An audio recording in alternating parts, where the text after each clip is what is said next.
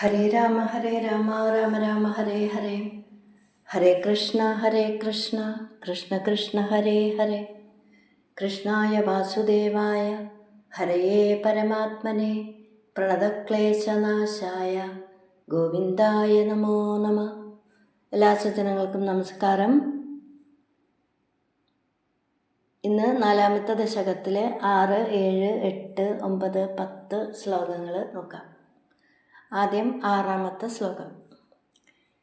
ധ്യായതാം സകലമൂർത്തിമീദൃശീം ഉന്മിഷൻ മധുരദാഹൃദാത്മനാം സാന്ദ്രമോദരസരൂപമാന്തരം ബ്രഹ്മരൂപമയി തേവ ഭാസതേ. പദം കുറിച്ച് പറയാം. ധ്യായതാം സകളമൂർത്തിം ഈദൃശീം, സകളമൂർത്തിമീദൃശീം ഉന്മിഷൻ മധുരത, ഉന്മിഷൻ മധുരത ഹൃദ ആത്മനാം, ഹൃദാത്മനാം സാന്ദ്രമോദരസ രൂപം ആന്തരം, രൂപമാന്തരം ബ്രഹ്മരൂപം അയി, ബ്രഹ്മരൂപമയി തേ അവഭാസതേ, തേവ ഭാസതേ.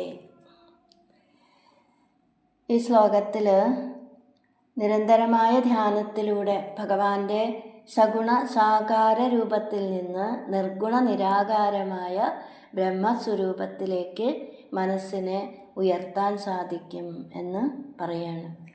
ഈ ദൃശ്യം ഇപ്രകാരം സകളമൂർത്തിം അവയവങ്ങളോടുകൂടിയ രൂപത്തെ ധ്യായതാം ധ്യാനിക്കുന്നവരും ഉന്മിഷൻ ഉയർന്നു വരുന്ന അധികരിച്ചു വരുന്ന മധുരത മാധുര്യത്താൽ അപഹൃത ആത്മനാം അപഹരിക്കപ്പെട്ട എന്ന് പറഞ്ഞാൽ ആകർഷിക്കപ്പെട്ട മനസ്സോടു കൂടിയവരുമായ ആളുകളിൽ, അങ്ങനെയുള്ള യോഗികളിൽ സാന്ദ്രമോദ രസരൂപം, സാന്ദ്രാനന്ദ സ്വരൂപവും എന്ന് പറഞ്ഞാൽ നിത്യമായ ആനന്ദത്തെ തരുന്നതും ആന്തരം ആന്തരവുമായ മനസ്സുകൊണ്ട് മാത്രം അറിയാൻ സാധിക്കുന്ന എന്ന് പറഞ്ഞാൽ അനുഭവത്തിലൂടെ മാത്രം അറിയാൻ സാധിക്കുന്നതുമായ ഐ, ഗുരുവായൂരപ്പ, ഐ എന്ന് പറഞ്ഞാൽ ഗുരുവായൂരപ്പ, തേ ബ്രഹ്മരൂപം അങ്ങയുടെ ബ്രഹ്മസ്വരൂപം അവഭാസതേ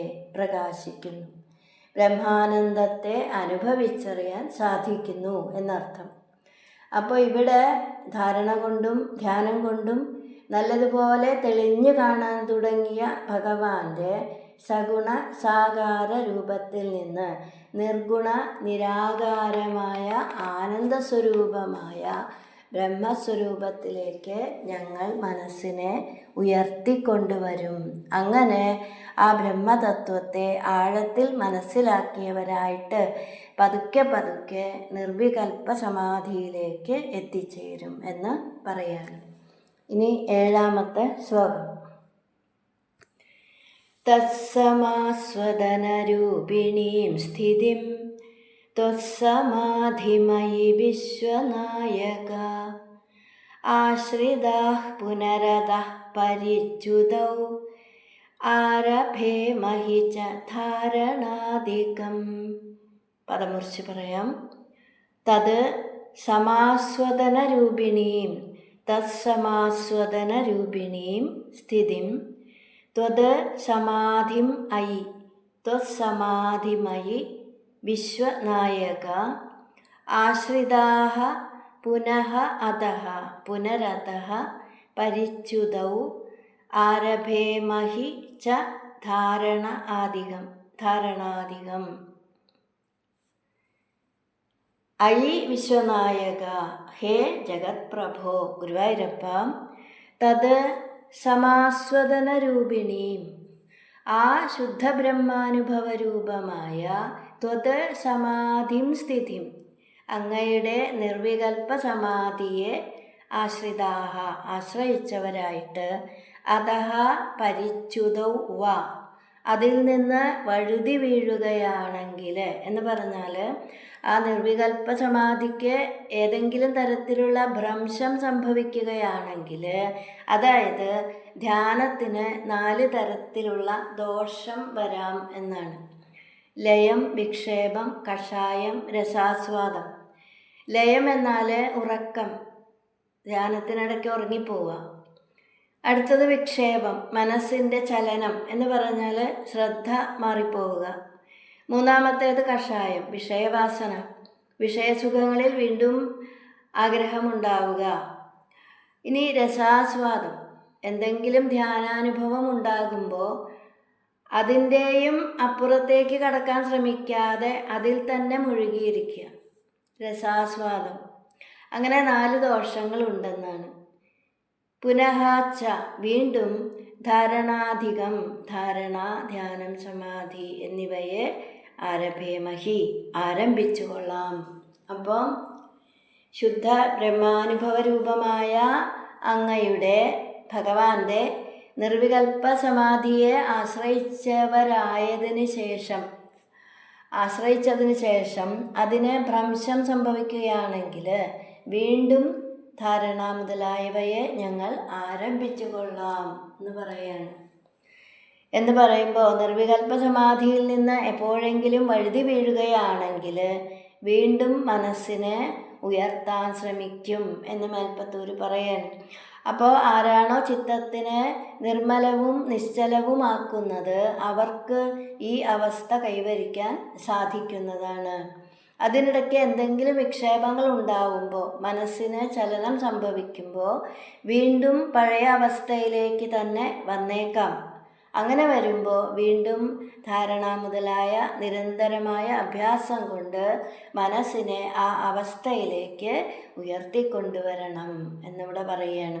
അപ്പോൾ അങ്ങനെ പറയുമ്പോൾ അങ്ങനെ ഒരവസ്ഥയിലേക്ക് മനസ്സിനെ എത്തിക്കണമെങ്കിൽ നിരന്തരമായ ശ്രദ്ധയോടുകൂടിയ പരിശ്രമം അത്യാവശ്യമാണ് എന്നാണ് ഇവിടെ പറയുന്നത്. അഭ്യാസേന തു കൗന്ദേയ വൈരാഗേണ ച ഗൃഹ്യതേ, ഭഗവത്ഗീത.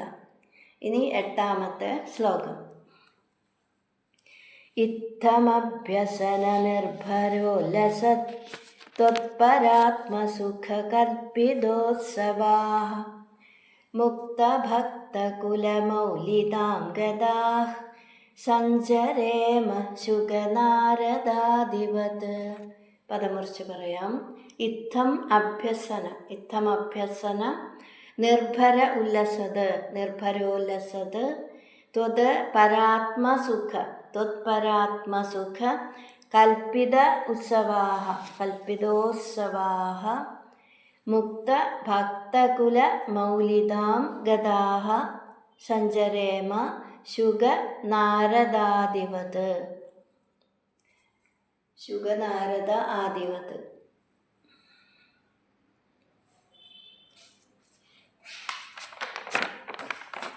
ഇത്തം പ്രകാരം അഭ്യാസത്താൽ ധാരണാധ്യാനം, സമാധി എന്നിവയുടെ അഭ്യാസം കൊണ്ട് അഷ്ടാംഗയോഗത്തിലെ 5 കാര്യങ്ങൾ നിയമം, ആസനം, പ്രാണായാമം, പ്രത്യാഹാരം, ഈ 5 കാര്യങ്ങൾ ബാഹ്യമായിട്ട് അനുഷ്ഠിക്കേണ്ടതാണ്.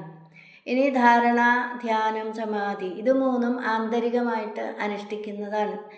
അപ്പോൾ ഇത് 3ഉം നിരന്തരമായിട്ടെന്ന് പറയുമ്പോൾ ധാരണ, ധ്യാനം, സമാധി ഇത് 3ഉം നിരന്തരമായിട്ട് അഭ്യസിക്കുകയാണെങ്കിൽ നമ്മളുടെ ഉള്ളിൽ നിർഭര ഉല്ലസത്, അതിശയകരമായിട്ട് പ്രകാശിച്ചു കൊണ്ടിരിക്കുന്ന ത്വത് പരാത്മസുഖ, ഭഗവാനാകുന്ന പരമാനന്ദ സുഖം, കൽപ്പിതോത്സവാഃ അതുകൊണ്ടുണ്ടാകുന്ന ആനന്ദാതിരേകം എന്ന് പറയുമ്പോൾ നിരന്തരമായ യോഗാഭ്യാസം കൊണ്ട് യഥേഷ്ടം പ്രകടമായ ഭഗവാന്റെ തന്നെ സ്വരൂപമായ സച്ചിദാനന്ദം കൊണ്ടുണ്ടായ ആനന്ദാതിരേകത്താൽ വഴിഞ്ഞൊഴുകുന്ന ആനന്ദം അനുഭവിച്ചുകൊണ്ട്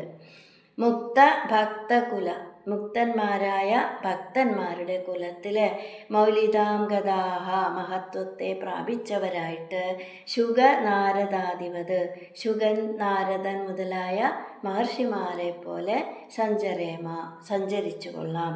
അപ്പോൾ ഇവിടെ ധാരണാധ്യാന സമാധി എന്നീ ആന്തരികമായ അനുഷ്ഠാനം നിരന്തരമായിട്ട് അഭ്യസിക്കുമ്പോൾ എല്ലാവരുടെ ഉള്ളിലും സ്വതസിദ്ധമായി പ്രകാശിച്ചു കൊണ്ടിരിക്കുന്ന ഭഗവത് സ്വരൂപം നന്നായിട്ട് തന്നെ പ്രകടമാകാൻ തുടങ്ങും. ബ്രഹ്മത്തെ അറിഞ്ഞ് അനുഭവിക്കാൻ സാധിക്കും എന്നർത്ഥം. അപ്പം അങ്ങനെ അറിഞ്ഞനുഭവിക്കാൻ സാധിക്കുമ്പോഴുണ്ടാകുന്ന ആനന്ദാതിരേകം കൊണ്ട്, ആനന്ദാതിരേകത്താൽ മനസ്സിൽ ഒരു ഉത്സവം തന്നെ നടക്കും. അപ്പോൾ അങ്ങനെ ശ്രേഷ്ഠന്മാരായിട്ട് ദേവർഷിയായ നാരദര്, ബ്രഹ്മർഷിയായ ശ്രീശുകൻ എന്നിവരെ പോലെ ഞങ്ങൾ സഞ്ചരിക്കും എന്നാണ്. അപ്പോൾ ശ്രീശുക ബ്രഹ്മർഷിയും നാരദ മഹർഷിയും ഒക്കെ തന്നെ ആധ്യാത്മികം, ആധിഭൗതികം, ആധിദൈവികം എന്നീ താപത്രയങ്ങളെ കൊണ്ട് ദുഃഖിച്ചിരിക്കുന്ന ലോകജനതയുടെ സകല സന്താപങ്ങളെയും ഇല്ലാതാക്കാനായിട്ട് എന്ന് പറഞ്ഞാൽ ലോക നന്മയ്ക്ക് വേണ്ടി സഞ്ചരിക്കുന്നവരാണ്. അപ്പോൾ അതുപോലെ ഞങ്ങളും എന്ന് പറയുമ്പോൾ ഞങ്ങൾ ഭക്തന്മാർ അഷ്ടാംഗ യോഗാഭ്യാസത്തിലൂടെ ആ അവസ്ഥയെ പ്രാപിച്ച് അതുപോലെ സഞ്ചരിക്കും എന്ന് മേൽപ്പത്തൂർ ഇവിടെ പറയാണ്. ഇനി 9ാമത്തെ ശ്ലോകം.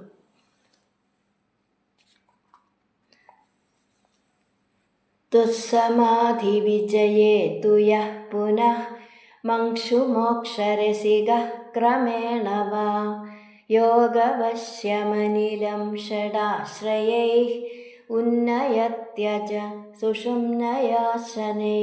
പദമുറിച്ച് പറയാം.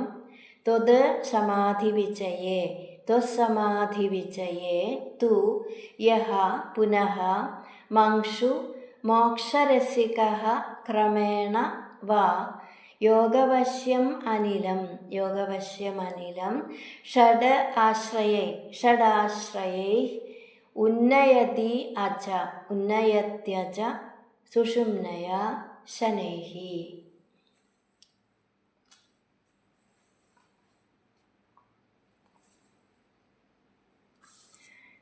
ഹേ അജ, ജനന മരണങ്ങളില്ലാത്ത ഗുരുവായൂരപ്പ, ത്വത് അങ്ങയുടെ സമാധി വിജയെ, നിർവികൽപ്പ സമാധിയിൽ ആ സമാധിയെ നേടിക്കഴിയുമ്പോൾ, നിർവികൽപ്പ സമാധിയെ നേടിക്കഴിയുമ്പോൾ യഹ യാതൊരുവനാണോ പുനഃ വീണ്ടും മംക്ഷു പെട്ടെന്ന് തന്നെ, ക്രമേണ വാ ക്രമത്തിലോ എന്ന് പറഞ്ഞാൽ പെട്ടെന്ന് തന്നെ അല്ലെങ്കിൽ പതുക്കെയാണെങ്കിലും, പതുക്കെയാണെങ്കിലും പെട്ടെന്ന് തന്നെ, ചില യോഗികൾ പെട്ടെന്ന് തന്നെ.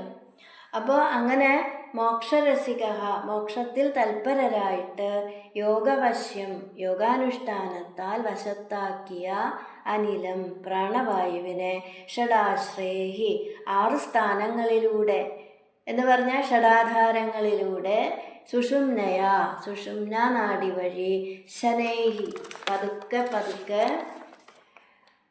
ഉന്നയതി ഉയർത്തുന്നു, മേൽപോട്ട് ഉയർത്തുന്നു. അങ്ങനെ കഴിഞ്ഞ ശ്ലോകത്തിൽ പറഞ്ഞതുപോലെ നിർവികൽപ്പ സമാധിയിൽ എത്തിക്കഴിയുമ്പോൾ മോക്ഷം നേടാൻ താല്പര്യമുള്ളവരായിട്ട് പ്രാണായാമം എന്നിവയാൽ നിയന്ത്രിച്ച് നിർത്തിയ പ്രാണവായുവിനെ മൂലാധാരം, സ്വാധിഷ്ഠാനം, മണിപൂരകം, അനാഹതം, വിശുദ്ധി, ആജ്ഞ എന്നീ 6 സ്ഥാനങ്ങളിലൂടെ സുഷുമ്നാ നാഡി വഴി മെല്ലെ മെല്ലെ മേൽപോട്ട് ഉയർത്തുന്നു. ഇനി 10ാമത്തെ ശ്ലോകം.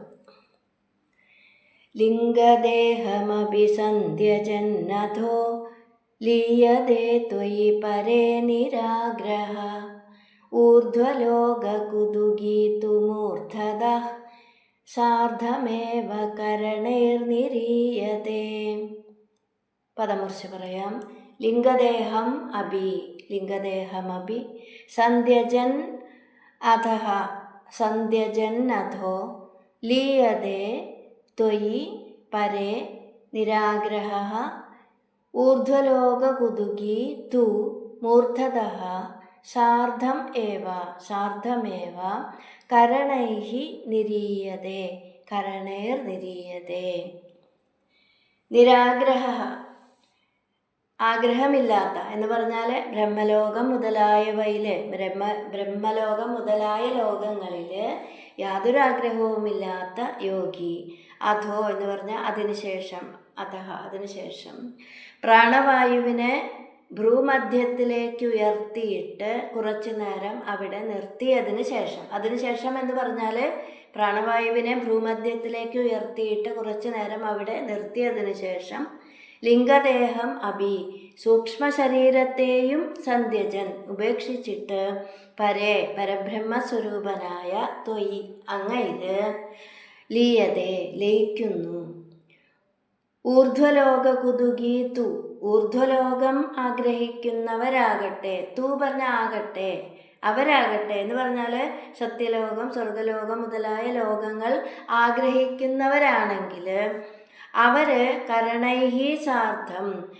അപ്പോൾ സത്യലോകം സ്വർഗലോകം മുതലായ ലോകങ്ങളെ ആഗ്രഹിക്കുന്ന ആ യോഗികൾ കരണൈഹി സാർത്ഥം ഏവ കരണങ്ങളോടുകൂടി തന്നെ, ഏവ പറഞ്ഞാൽ തന്നെ, കരണങ്ങളോടുകൂടി തന്നെ. കരണൈഹി എന്ന് പറയുമ്പോൾ സൂക്ഷ്മ ശരീരം 17 കരണങ്ങളോട് കൂടിയതാണ്. 5 ജ്ഞാനേന്ദ്രിയങ്ങൾ, 5 കർമ്മേന്ദ്രിയങ്ങൾ, 5 പ്രാണനുകൾ, പഞ്ചപ്രാണൻ, മനസ്സ്, ബുദ്ധി, അങ്ങനെ 17 കരണങ്ങളാണ്. മൂർധതഃ മൂർധാവിൽ കൂടി നിരീയതേ പുറത്തേക്ക് പോകുന്നു. അപ്പോൾ ഇവിടെ 2 തരത്തിലുള്ള യോഗികളെക്കുറിച്ച് പറയുകയാണ്. ഇങ്ങനെ അഷ്ടാംഗയോഗത്തിലൂടെ സമാധിയിലെത്തിയിരിക്കുന്ന യോഗി സുഷുമ്നാ നാഡി വഴി ഷഡാധാരങ്ങളിലൂടെ ഉയർത്തിക്കൊണ്ടുവരുന്ന പ്രാണവായുവിനെ ഭ്രൂമധ്യത്തിലേക്ക് ഉയർത്തിയിട്ട് കുറച്ചു നേരം അവിടെ നിർത്തിയതിന് ശേഷം സൂക്ഷ്മ ശരീരത്തെയും ഉപേക്ഷിച്ചിട്ട് പരബ്രഹ്മസ്വരൂപനായ ഭഗവാനിൽ ലയിക്കുന്നു. ഇനി ഊർധ്വലോകങ്ങൾ ആഗ്രഹിക്കുന്ന ആളുകൾ സൂക്ഷ്മ ശരീരത്തോടു കൂടി തന്നെ ബ്രഹ്മരന്ധ്രത്തിൽ കൂടി പുറത്തേക്ക് പോകുന്നു. ഹരേ കൃഷ്ണ.